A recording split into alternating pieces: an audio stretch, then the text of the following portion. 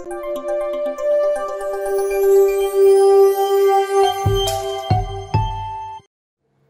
friends, welcome back to my channel English with Gulchka. Салам достор, English with Gulchka каналына кош келдиңиздер.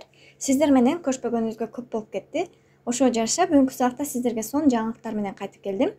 Instagram'dan, YouTube'dan көп достордун сураган суроосуна жооп беретинде бул видеону жасадым. Ал суроолор англис тилин кантип оңой үйрөнөм же эмнеден башташ керек деген сыяктуу суроолор. Сабакты баштоодон мурда сиздерге дагы бир сонун жаңылыгым бар. Ушул видеонун аягына чейин көрүп, анын эмне үчүн Гуличканын курсунда англис тилин үйрөнүшүм керек деген суроого чакан дил баян жазыңыз комментарий бөлүгүндө. Жазылган дил баяндардын арасынан креативдүү жана өзгөчө болгон бир жоопту тандап алып, алдыңкы айда баштала турган курсубуздан веб тарифинен бир орун белекке беребиз. Жыйынтыгын Instagram баракчабызда жарыялайбыз. Анын ссылкасын видеонун астына тиркеп коем. Ссылка менен өтүп, Instagram баракчабызга да катталып күткөндү унутпаңыздар. Анда сабагыбызды баштадык. Сиз канча жашка келдиңиз? Айталы 18. 18 жыл башка тилде сүйлөп келип, эми сиз үчүн такыр жаңы болгон бир тилди үйрөнүүгө чечим кылдыңыз. 1 жашта тилиңиз чыкканда өз эне тилиңизде кантип сүйлөп баштагансыз? Албетте, эң алгач эле сөздөрдү айта баштагансыз, туурабы? Эч качан грамматиканы биринчи үйрөнүп алайын же акцентти оңдоп алайын деп сүйлөбөй жүрө берген эмессиз. Анткениңизде азыр деле балким сүйлөй жүрмөксүз. Дал ушул сыяктуу эле жаңы тил үйрөнүүдө бул англис тил болобу же башка тил болобу айырмасы жок. Эң алгач сөздөрдү жаттайбыз. Сиздин жашооңуздун сизге эң кызык болгон бөлүгүн тандап алыңыз. Мисалы, компьютердик оюндар мен үчүн кызыктуу болушу мүмкүн. Же кино көрүү, музыка угуу, Instagramда убакыт өткөрүү, оюн ойноп жатып эле мен көптөгөн сөздөрдү же сленгдерди үйрөнүп жаттап алышым мүмкүн. Же ырырдап жүрүп эле кыйлаган сөздөрдү жаттап, балким англис тилине оңой тилим келип калган болушу мүмкүн. Же эч нерсе жакпай жаткан болсо, күнүмдүк жашооңузга керектелүүчү сөздөрдүн англисчесин жаттаңыз.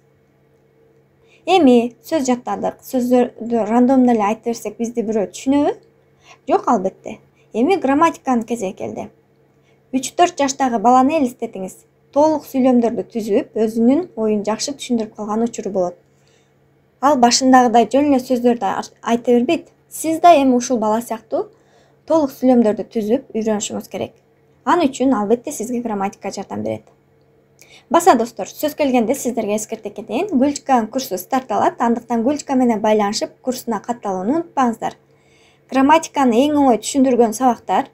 Бул сабактарды көргөндөн кийин эмне үчүн буга чейин мындай түшүндүргөн адам болгон жок деп каласыз. Андан сырткары, үйрөнгөнүңүздү бышыктоо үчүн тесттер, кайтарым байланыш болот.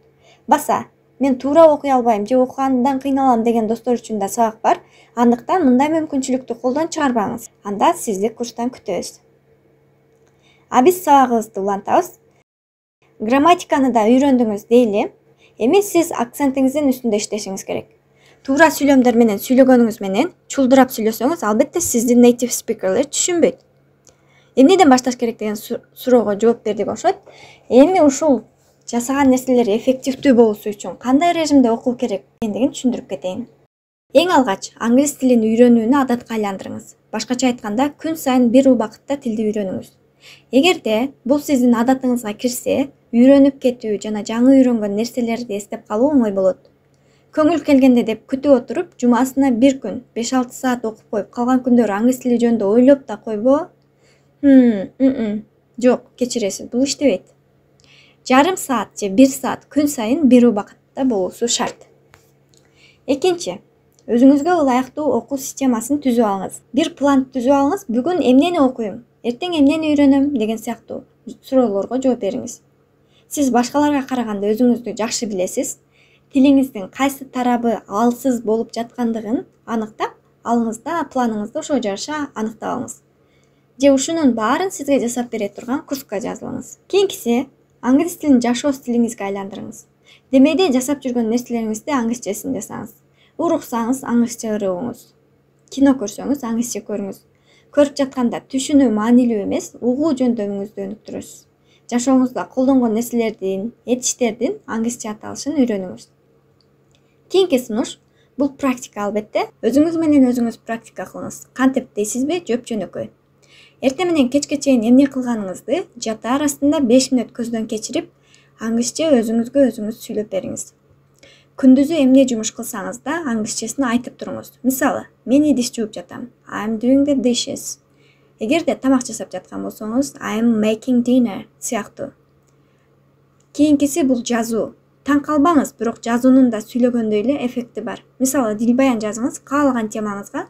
Аны жазганда сүйлөгөндө эмнени сүйлөйм деп ойлонгон сыяктуу эле эмнени жазам деп ойлоносуз.